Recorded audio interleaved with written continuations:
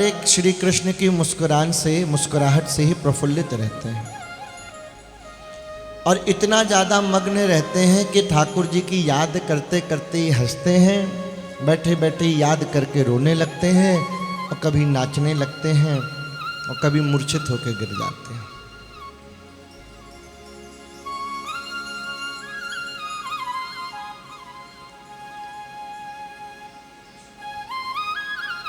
अच्छा देखो,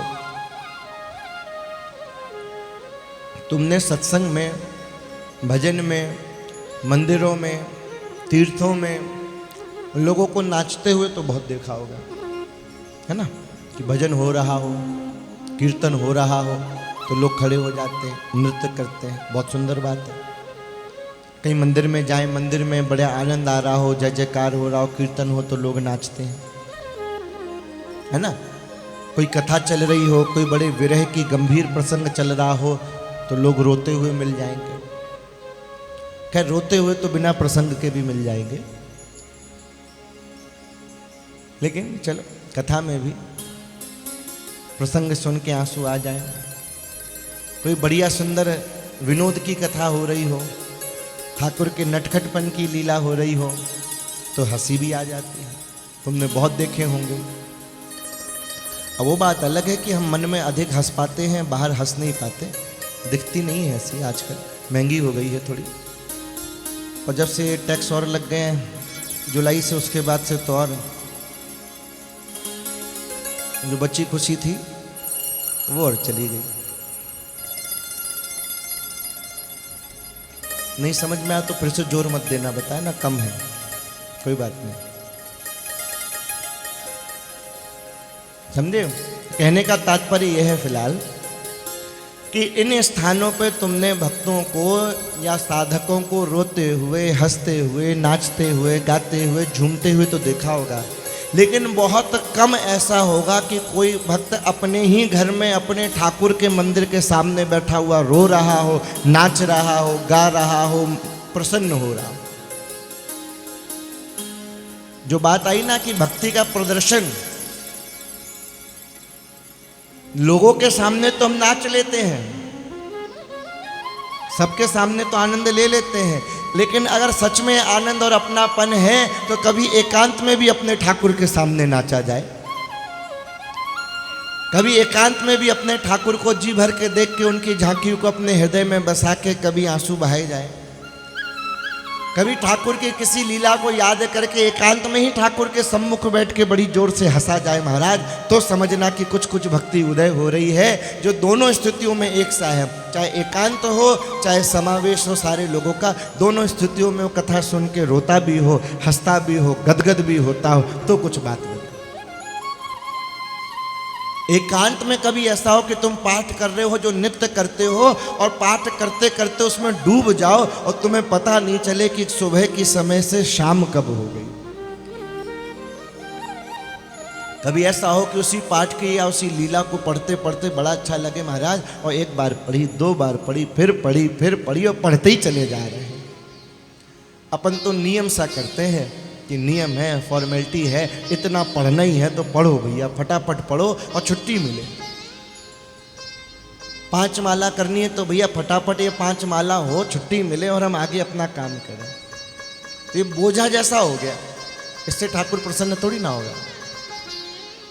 भाई तुम्हारा नियम है 16 माला लेने का, तो चलो ठीक है 15 माला तुमने नियमानुसार ले ली, लेकिन आखिरी 1 माला तो जरा झूम के ले लो, मगन होके ले लो, रस से ले लो, क्या फर्क पड़ता है? कम से कम आनंद लेना भी तो सीखो। चलो ठीक है, हमारा नियम है कि हम 16 माला रोज नित्य लेते हैं, ठीक है 15 तुमने ले ली, लेकिन 1 माला आसन में बैठ के ठाकुर के सम्मुख बैठ के जरा मगन होके ठाकुर को अपनी नेत्रों में बसा के बड़े प्रेम से उनको देखते हुए आनंद से आंसू बहाए जाए, उनकी लीलाओं का स्मरण किया जाए, कैसा आनंद हो। महामंत्र जो है इसकी बड़ी सुंदर व्याख्या है महाराज, बहुत ही सुंदर व्याख्या की गई, आनंद आ जाए ऐसी सुंदर व्याख्या हुई है। महामंत्र में 8 पदों की भाव मानी गई है, बड़ी सुंदर व्याख्या है। किसी वैष्णव में बहुत सुंदर इसका प्रसंग को वर्णित किया है, बड़े ध्यान से सुनना, आनंद आ जाए। कहते हैं भक्ति के जो 8 पद हैं वो समस्त 8 पद इस महामंत्र के अंदर है। महामंत्र क्या है? जरा प्रेम से बोलो, हरे राम। बोल लो भाई, हरे राम। ओहो, जरा प्रसन्नता से बोल लो थोड़ा, इतने दुखी होके क्या बोल रहे हो? जब बोलना ही है तो जरा मुस्कुराहट के साथ बोल लो, हरे राम हरे राम राम राम हरे हरे, हरे कृष्ण कृष्ण कृष्ण हरे हरे। ये महामंत्र कहलाता है। 16 अक्षर है, 16 मंत्र है। इनको 8 पदों में विभाजित किया गया। जो गौड़ीय संप्रदाय के अनुयायी हैं,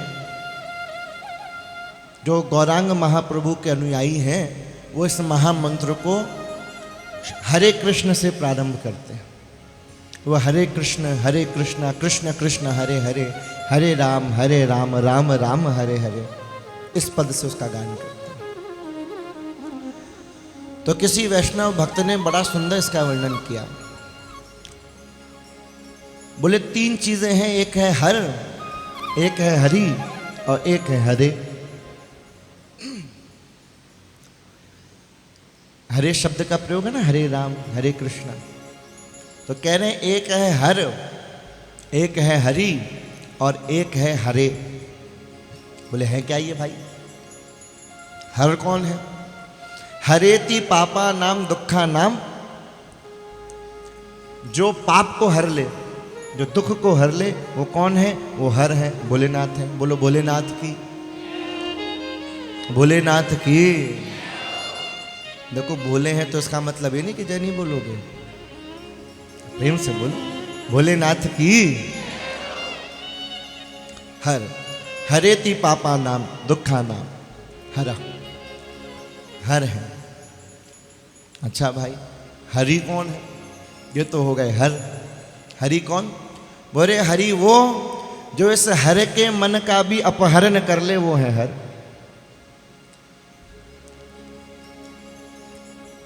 जो हर के मन का अपहरण कर ले, वो है हरि, श्री कृष्ण। बोले अच्छा भाई। और तीसरा कौन है? हरे, हर हरि हरे। हर का भाव तो उसने व्यक्त किया भोले बाबा। हरि कौन? जो भोले बाबा के मन का भी अपहरण कर ले, वो हरि, श्री कृष्ण। और ये हरे कौन है? हरेति कृष्ण मनहा कृष्ण आह्लाद स्वरूपिणी इति श्री राधा रानी। जो ऐसे हरि का मन भी हरण कर ले, जिस हरि ने हर का मन हरण किया हुआ, उस हरि के मन का भी जो हरण कर ले, वो श्री राधा रानी है। बोलो श्री बरसाने वाली की जय हो। ये कौन है? ये हरे हैं।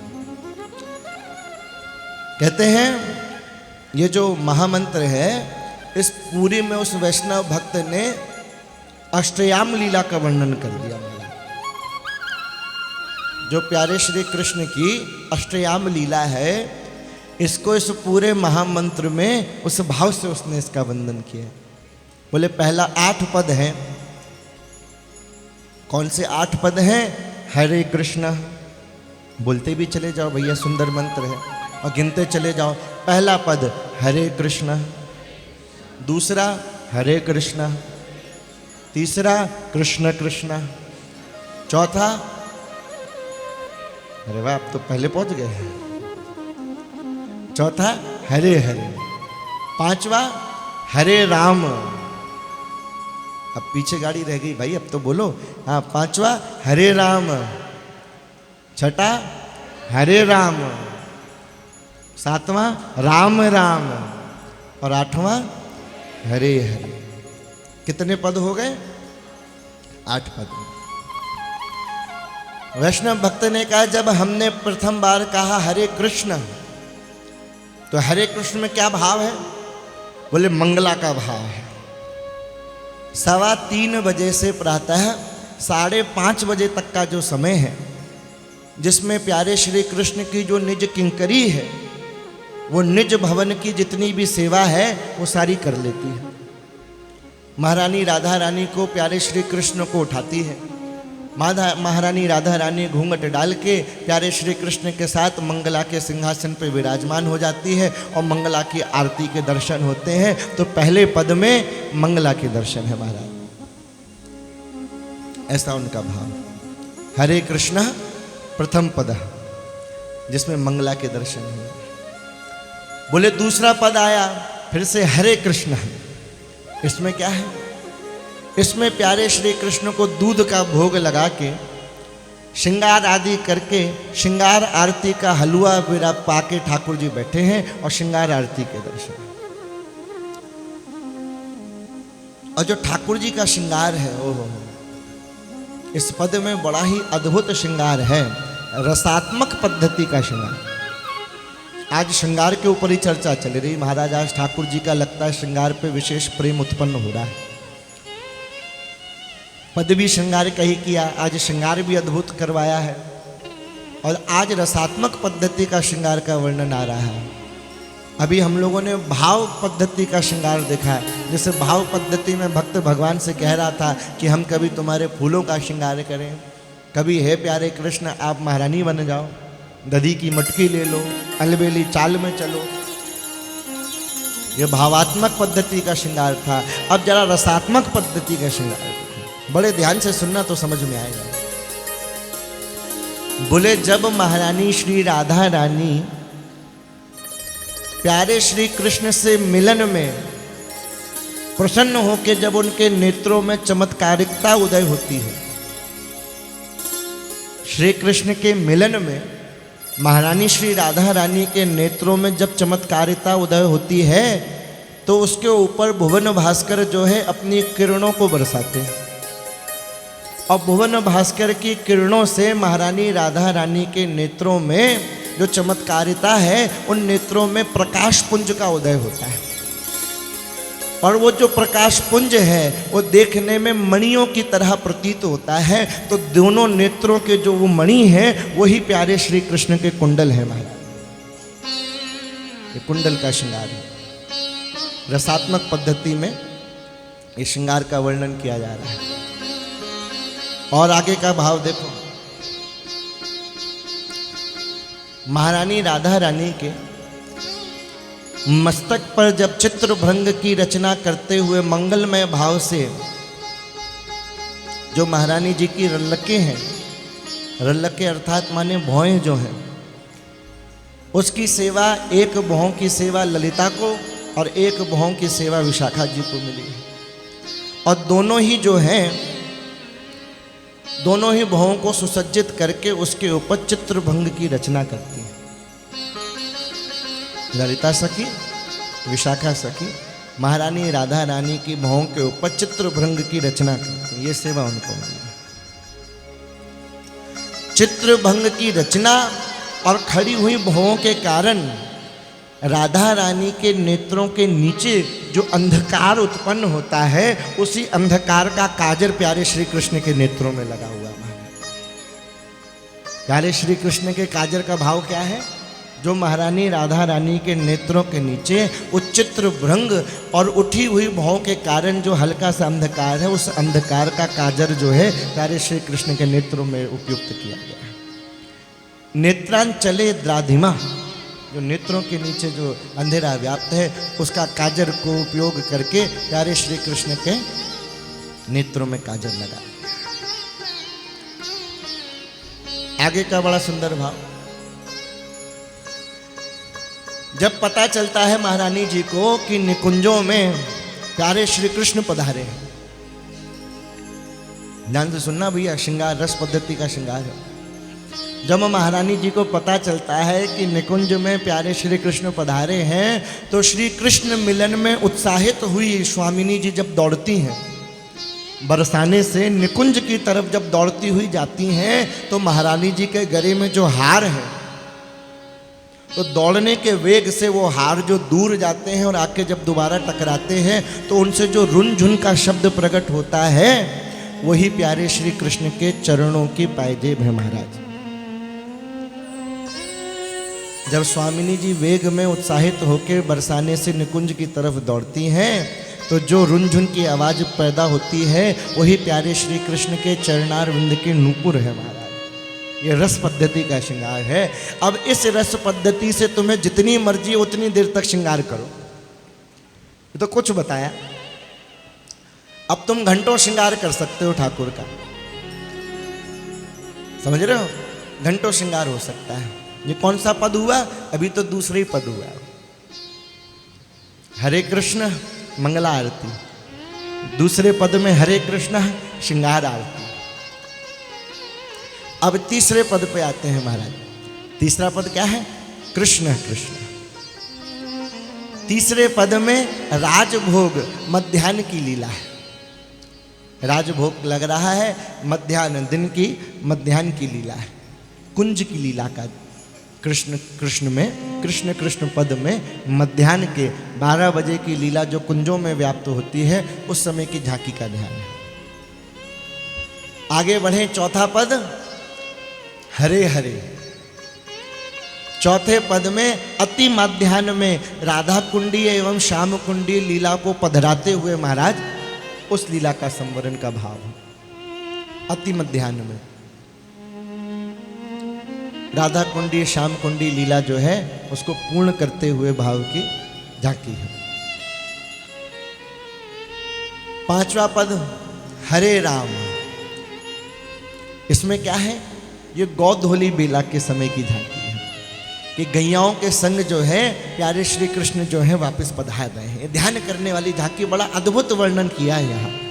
इस समय जो है प्यारे श्री कृष्ण के संपूर्ण अंग में ब्रज रज जो है वो चिपकी हुई है। तो जो सांवरे श्री कृष्ण हैं वो गायों के खुर से उड़ी हुई धूल के कारण श्याम वर्ण से गौर वर्ण हो गए, क्योंकि ब्रज रज जो है वो गौर वर्ण स्वरूपिणी है। तो जो गौरी रज है उससे प्यारे श्री कृष्ण गौरांग हो गए। पूरे शरीर में वो ब्रज रज लगी हुई है तो सांवरे श्री कृष्ण गौरांग हो गए हैं, गौरी रज लगी हुई। एक तो ये भाव है, और दूसरा एक बड़ा रहस्यमय भाव और है। कौन सा भाव?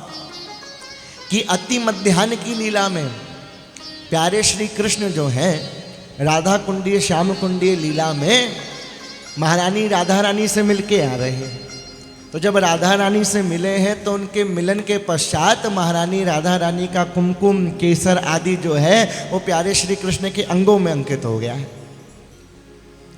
अब उस जो श्री कृष्ण के अंगों में राधा रानी का कुमकुम केसर चंदन जो अंकित हो गया है, अब अगर श्री कृष्ण वापस घर जाएंगे तो ग्वाल बाल तो कौन नहीं पहचाने, पर मैया 2 मिनट में पहचान जाएगी कि भैया ये तो बरसाने की कुमकुम है, बरसाने का चंदन है। तो मैया गुस्सा करेगी, चौरे बरसाने गए हो तो पोल खुल जाएगी कि महारानी जी से मिल के आ रहे हैं। तो इसलिए प्यारे श्याम सुंदर गैया महारानी से प्रार्थना करते हैं कि अरे गैया मैया मुंह पे न कृपा करो और अपनी खुरों से न रज को उड़ाए के नैया, ये जो अंगों में मेरे जो ये चंदन और केसर ये जो अंकित हो गए इन्हें तुम छुपा लो। तो गैया मैया कृपा करके खुरों से ब्रज रज को उड़ाती है और ब्रज रज श्याम सुंदर के अंगों में लग जाती है। तो जो चिन्ह है वो ब्रज रज से छुप जाते हैं। और प्यारे कृष्ण जब घर पहुंचते हैं मैया उनका अभिषेक करती है, स्नान करती है, तो चिन्ह जो है वो सब धुल जाते, भेद जो है खुल नहीं पाता। ये 5वां पद है महाराज, हरे राम। आगे बढ़े,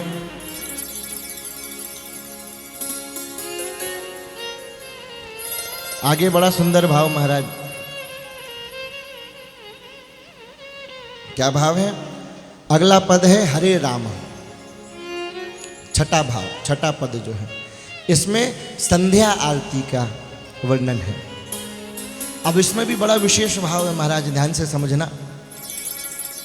छठा पद है ये हरे राम, इसमें संध्या आरती के दर्शन का भाव है। लेकिन 2 प्रकार की आरतियां हैं ब्रजमंडल में, एक आरती है बरसाने की और एक आरती है वृंदावन की।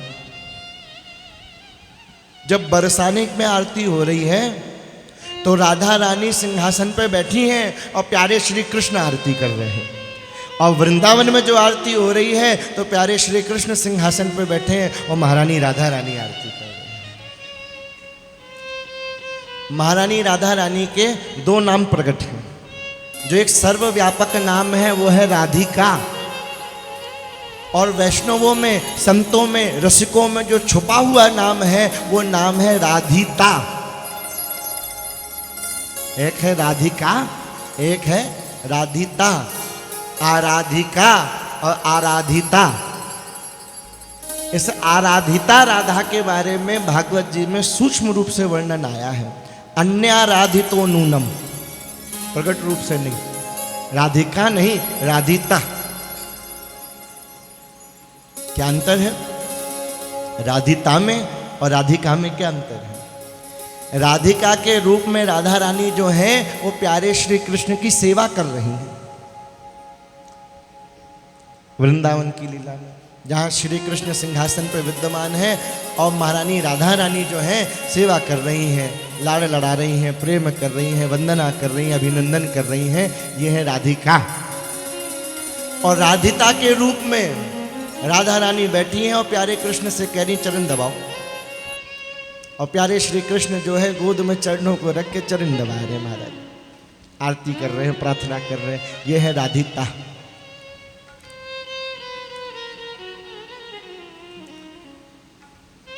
राधा रानी जो है वो है भाव स्वरूपिणी और प्यारे श्री कृष्ण जो है रस स्वरूप। जब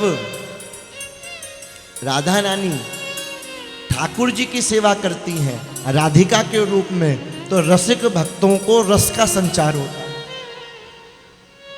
जब राधिका के रूप में महारानी राधा रानी प्यारे श्याम सुंदर की सेवा करती हैं, आरती वंदना करती हैं, तो भक्तों को रस का संचार होता है। और राधिता के रूप में जब प्यारे श्री कृष्ण जो है महारानी राधा रानी की सेवा करते हैं तो भक्तों को भाव का संचार होता है। तो एक है राधिका, एक है राधिता। तो छठे पद में हरे राम में संध्या आरती का भाव है, जो एक आरती बरसाने की है, एक आरती ब्रजधाम वृंदावन की है। सातवां पद है राम राम, जिसमें संध्या आरती के बाद औलाई ब्यारू की तैयारी कर शयन आरती तक की संपूर्ण लीला आती है। ये 7वें नंबर का पद है राम राम। और 8वां जो पद है वो है हरे हरे। इसमें मध्य रात्रि की लीला है।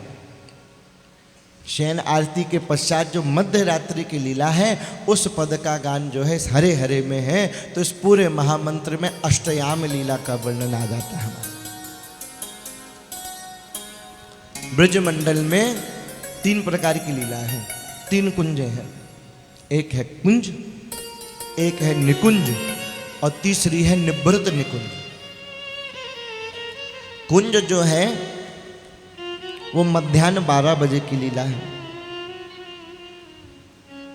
ठीक है। इस कुंज में कौन कौन है? इसमें राधा है, कृष्ण है, सखा है, सखी है। ये मध्याह्न कुंज की लीला है। ध्यान से सुनिएगा अंतर क्या है।